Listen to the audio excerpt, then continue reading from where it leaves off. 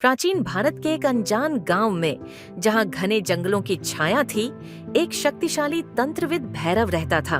वह गांव वासियों के लिए एक रहस्यमय व्यक्तित्व था। उसके हाथ में असीम शक्ति थी और वह विभिन्न अशुभ शक्तियों से उनकी रक्षा करता था। लेकिन भैरव की एक गुप्त अभिलाषा थी। वह एक शक्तिशाली काल्पनिक तंत्र सीखना चाहता था जो उसे अमृतत्व प्रदान कर सके।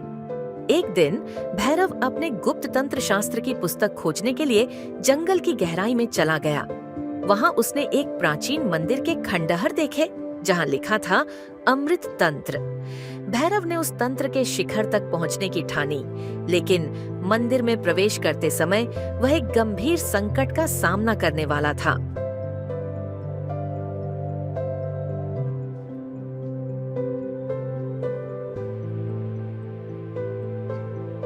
मंदिर की गहराई में एक अंधेरी शक्ति थी जो उसकी उपस्थिति को सहन नहीं कर पा रही थी।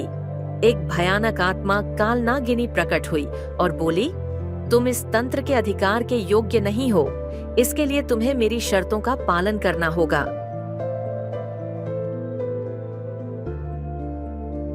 भैरव ने साहस के साथ कहा, मैं तुम्हारी शर्त मानने के लिए तैयार हूँ। कालनागिनी ने अपनी शर्त के रूप में एक कठिन परीक्षा निर्धारित की। उसे 3 भयानक अभिशापों का सामना करना होगा। यदि वह सफल हो गया तो तंत्र की शक्ति उसे प्राप्त होगी, अन्यथा उसकी आत्मा का ग्रास बन जाएगी। पहली परीक्षा में भैरव को एक जंगल में प्रवेश करने के लिए कहा गया जहां भयानक जानवर रहते थे। उसने वहां के सभी दानवों से लड़ाई की और अपनी साहस और कौशल से उन्हें पराजित किया।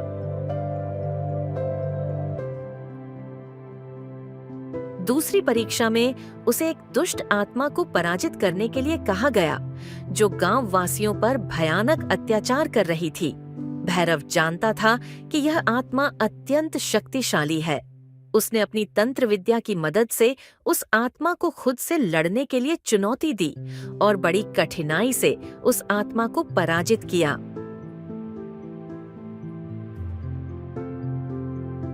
आखिरकार तीसरी परीक्षा में भैरव को एक भयानक अभिशाप का सामना करने के लिए कहा गया।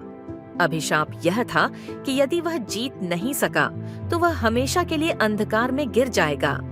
भैरव ने अपने विश्वास और आत्मविश्वास के साथ उस अभिशाप का सामना किया।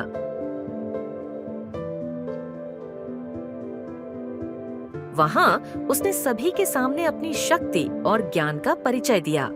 उसकी दृढ़ संकल्प और आत्मविश्वास के कारण वह उस अभिशाप को परास्त करने में सफल रहा। अब भैरव ने सफलतापूर्वक सभी परीक्षाओं को उत्तीर्ण किया और कालनागिनी के पास जाकर बोला, साबित कर दिया है कि मैं इस शक्ति का योग्य हूँ।